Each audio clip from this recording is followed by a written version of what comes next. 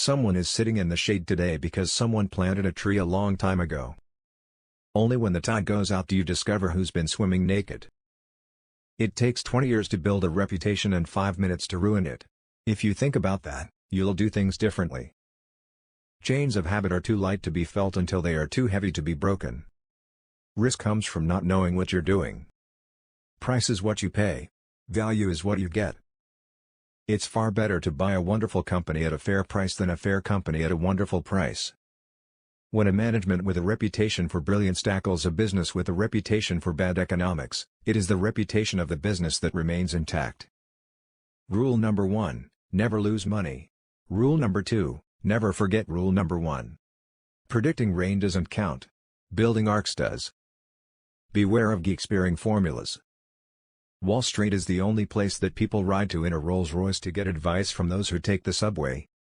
Should you find yourself in a chronically leaking boat, energy devoted to changing vessels is likely to be more productive than energy devoted to patching leaks. I don't look to jump over 7-foot bars, I look around for 1-foot bars that I can step over. I always knew I was going to be rich. I don't think I ever doubted it for a minute. We simply attempt to be fearful when others are greedy and to be greedy only when others are fearful. The only way to get love is to be lovable. It's very irritating if you have a lot of money. You'd like to think you could write a check, "I'll buy $1 million worth of love." But it doesn't work that way. The more you give love away, the more you get. In the business world, the rearview mirror is always clearer than the windshield. You only have to do a very few things right in your life so long as you don't do too many things wrong.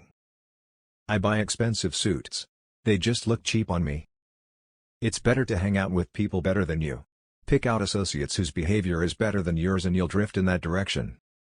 Derivatives are financial weapons of mass destruction. Time is the friend of the wonderful company, the enemy of the mediocre. Only buy something that you'd be perfectly happy to hold if the market shut down for 10 years. In the 20th century, the United States endured 2 world wars and other traumatic and expensive military conflicts, the Depression, a dozen or so recessions and financial panics, oil shocks, a flu epidemic, and the resignation of a disgraced president. Yet the Dow rose from 66 to 11,497. I never attempt to make money on the stock market. I buy on the assumption that they could close the market the next day and not reopen it for 5 years. There seems to be some perverse human characteristic that likes to make easy things difficult. Basically, when you get to my age, you'll really measure your success in life by how many of the people you want to have love you actually do love you. The investor of today does not profit from yesterday's growth. Our favorite holding period is forever. We enjoy the process far more than the proceeds. When you combine ignorance and leverage, you get some pretty interesting results. Look at market fluctuations as your friend rather than your enemy, profit from folly rather than participate in it. If past history was all there was to the game, the richest people would be librarians. Risk is a part of God's game, alike for men and nations. Wide diversification is only required when investors do not understand what they are doing. The smarter the journalists are, the better off society is. For to a degree, people read the press to inform themselves, and the better the teacher, the better the student body. It's never paid to bet against America. We come through things, but it's not always a smooth ride. Economic medicine that was previously meted out by the cupful has recently been dispensed by the barrel. These once unthinkable dosages will almost certainly bring on unwelcome after effects. Their precise nature is anyone's guess, though one likely consequence is an onslaught of inflation. The best thing I did was to choose the right heroes. You do things when the opportunities come along. I've had periods in my life when I've had a bundle of ideas come along, and I've had long dry spells. If I get an idea next week, I'll do something. If not, I won't do a damn thing. If you get to my age in life and nobody thinks well of you, I don't care how big your bank account is, your life is a disaster. A public opinion poll is no substitute for thought. The business schools reward difficult complex behavior more than simple behavior, but simple behavior is more effective. The big question about how people behave is whether they've got an inner scorecard or an outer scorecard. It helps if you can be satisfied with an inner scorecard. I think the most important factor in getting out of the recession actually is just the regenerative capacity of American capitalism. Your premium brand had better be delivering something special, or it's not going to get the business. The only time to buy these is on a day with no Y in it. We're still in a recession. We're not gonna be out of it for a while, but we will get out. Value is what you get. We always live in an uncertain world. What is certain is that the United States will go forward over time. The first rule is not to lose. The second rule is not to forget the first rule. Of the billionaires I have known, money just brings out the basic traits in them.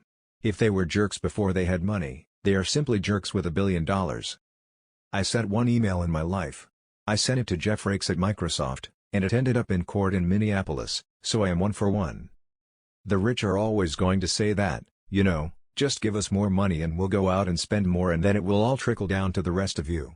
But that has not worked the last 10 years, and I hope the American public is catching on. We believe that according the name investors to institutions that trade actively is like calling someone who repeatedly engages in one-night stands a romantic. If anything, taxes for the lower and middle class and maybe even the upper middle class should even probably be cut further. But I think that people at the high end, people like myself, should be paying a lot more in taxes. We have it better than we've ever had it. If a business does well, the stock eventually follows. Today people who hold cash equivalents feel comfortable. They shouldn't. They have opted for a terrible long-term asset, one that pays virtually nothing and is certain to depreciate in value. Uncertain time. All time is uncertain. I mean, it was uncertain back in 2007, we just didn't know it was uncertain. It was uncertain on September 10, 2001. It was uncertain on October 18, 1987, you just didn't know it. Why not invest your assets in the companies you really like? As Mae West said, too much of a good thing can be wonderful.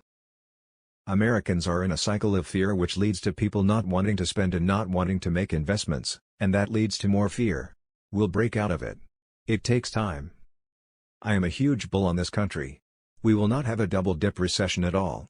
I see our businesses coming back almost across the board.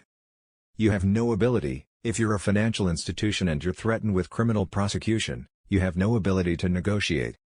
I think that both parties should declare the debt limit as a political weapon of mass destruction which can't be used. I mean, it is silly to have a country that has 237 years building up its reputation and then have people threaten to tear it down because they're not getting some other matter. There are 309 million people out there that are trying to improve their lot in life. And we've got a system that allows them to do it. I would say the most satisfying thing actually is watching my 3 children each pick up on their own interests and work many more hours per week than most people that have jobs at trying to intelligently give away that money in fields that they particularly care about. I bought a company in the mid-90s called Dexter Shoe and paid $400 million for it. And it went to zero. And I gave about $400 million worth of Berkshire stock, which is probably now worth $400 billion. But I've made lots of dumb decisions. That's part of the game. We've used up a lot of bullets. And we talk about stimulus. But the truth is, we're running a federal deficit that's 9% of GDP. That is stimulative as all get out. It's more stimulative than any policy we've followed since World War II. I am quite serious when I say that I do not believe there are, on the whole earth besides, so many intensified bores as in these United States. No man can form an adequate idea of the real meaning of the word, without coming here. I just think that, when a country needs more income than we do, we're only taking in 15% of GDP, I mean, that, when a country needs more income, they should get it from the people that have it. If you want to watch more video on YouTube then please subscribe my channel and press the bell icon.